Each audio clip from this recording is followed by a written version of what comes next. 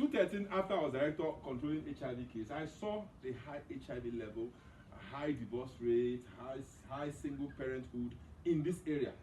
I started praying about it over years. For 2 years, 2015, I went for a conference with Pastor Chris. Then he now said, some of you, God is sending you there. I opposed it. I said, I'm not going. As I went to go and drop my seed, I fell.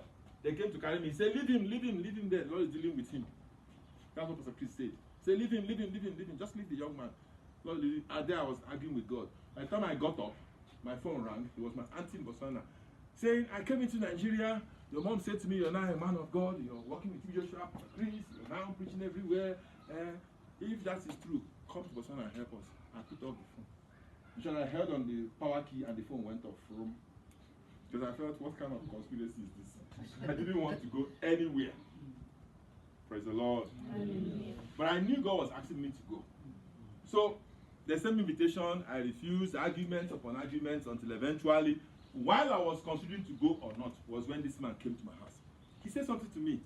He said, in the early 80s, we came to Botswana and set up churches.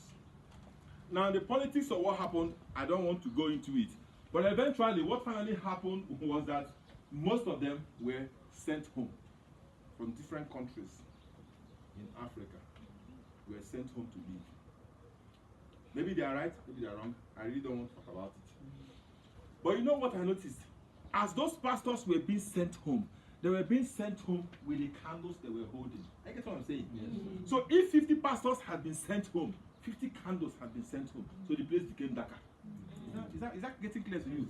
So God was saying to me, he says, at those times when pastors were being sent home, both the good and the bad pastors, you succeeded in reducing the spiritual intensity and fire in this place. And so these demons had a field day. Someone get what I'm saying? Yes, I'm talking about, these are real things that happened. Number 2 points he made to me. He said, Jesus said, when a demon is cast out, he goes through the places, arid places, looking for where to stay. If he finds no place, he comes back to where it came from. And then when he sees his sweat empty, unoccupied, he goes and gets 7 worse spirits and comes and lives there. He now said to me, son, what if he comes back there and finds it? What if he goes out and while he's moving around, he finds a place to stay? Will he come back? I said, no. Let me give you some information about demons. Demons do not have physical body. Praise the Lord. Hallelujah. Demons cannot operate just like that. Before a demon will operate, it has to go through something physical. Like typhoon. You know typhoon, water, vroom, tsunami, vroom, fire, hurricane, all those things. Demons will go and plead with water. Please allow me to use you to cause havoc. And water must agree first. So, the water doesn't agree. And let me give you an instance. The Bible says, Christ, I said this last time, Christ was going from Bethany and he saw a fig tree. He was hungry. He went there to find fig. The Bible says, and seeing no fruit, he answered back and said to it, let no man eat of thee. Who remembers what I'm saying? Yes, sir. Are you with me? Yes, sir.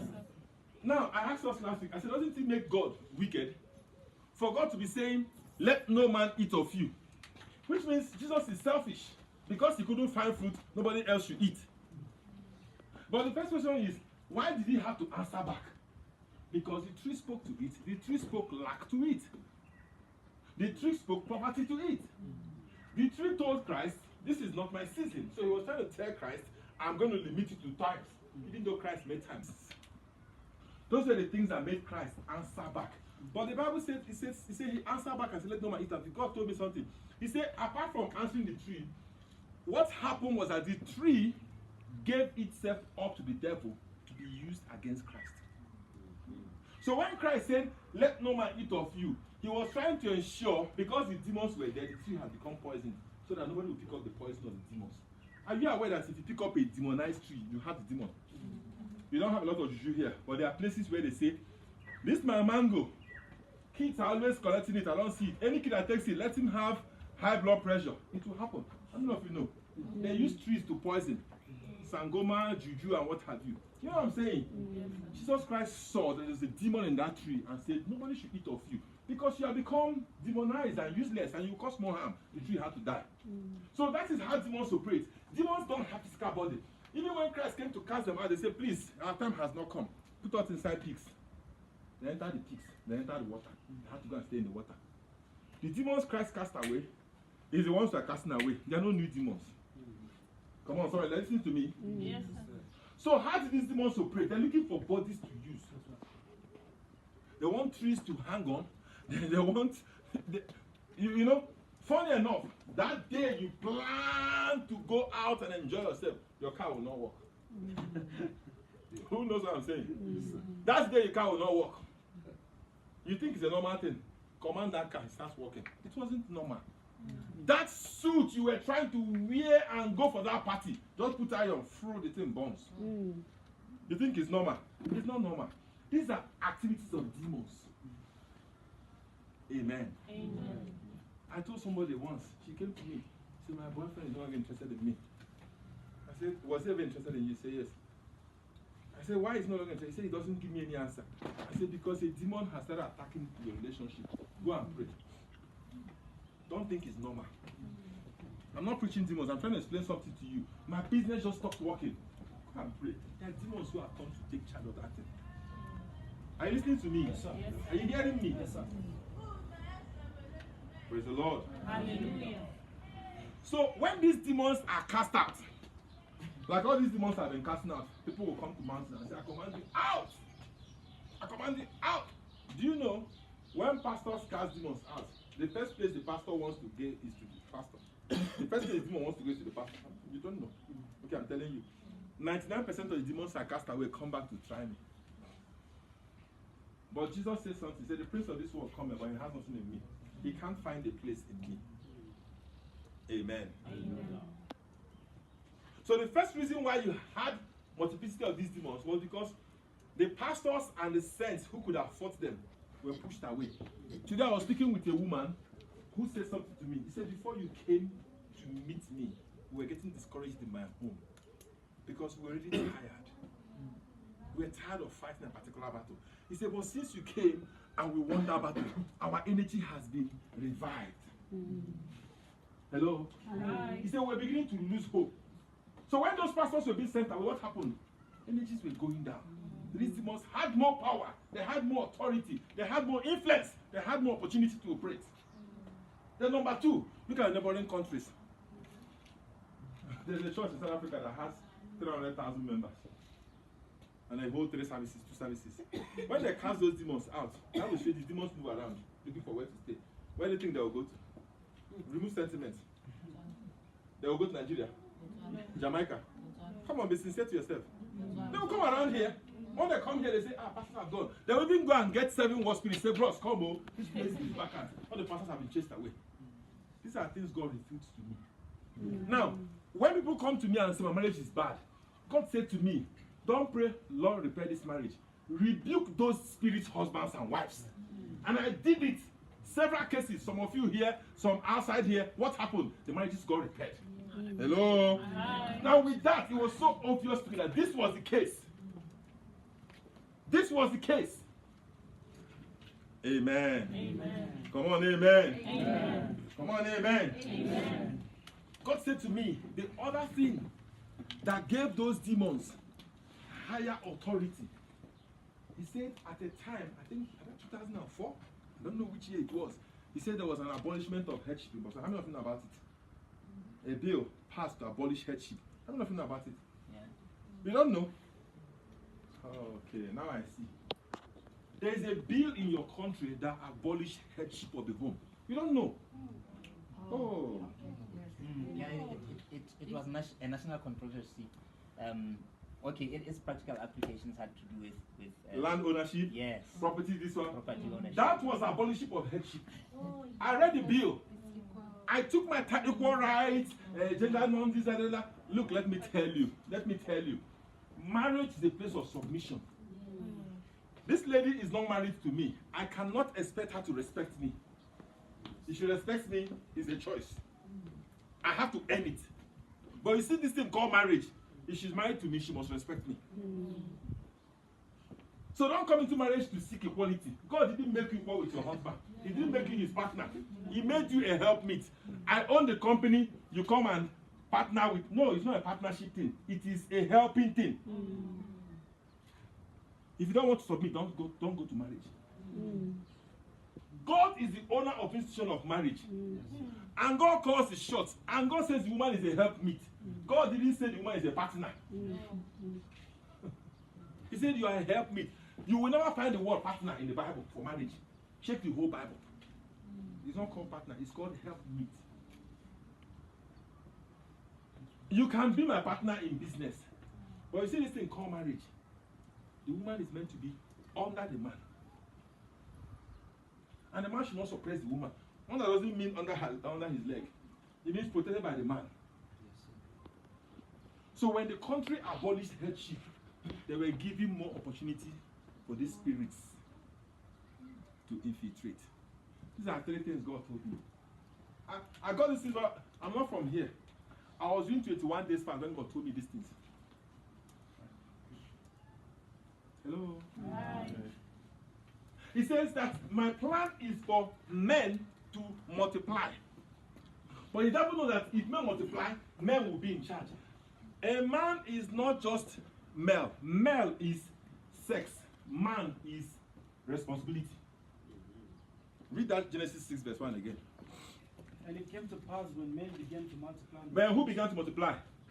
Men. Please, the word male is in the Bible. Yes or no? Male is in the Bible. Yes, Wait, is there male in the Bible? Yes, it is. He said male and female made he them. Yes, sir. There's male in the Bible. Yes, sir. Bible didn't say male began to multiply. He said men. Who is a man? A man is somebody who is responsible. A male is just somebody who sexually is male. God wants men to multiply, not women. Hello? God's plan is for men to multiply. Devil's plan is for women to multiply. And that's why these demons, God said, men are multiplying. These demons came and said, let's multiply daughters. And who were the daughters born to? Women or men? Verse 2. Read. That the sons of God saw the daughters of men that they were fair, and they Daughters of who? Daughters of who? of men. Daughters of who? Men. Wait, did he say daughters of women? No. So why do you think that the woman should run the home?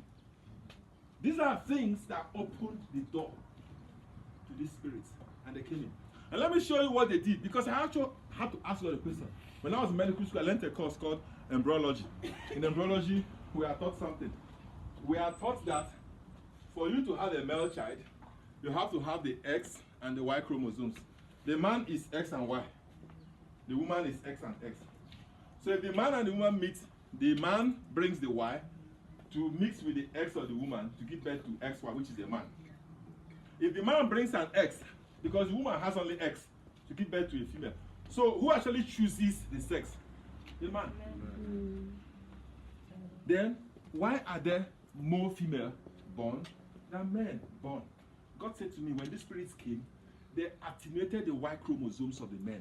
They weakened the man. That's why I found that men cannot give men again. And men are not men.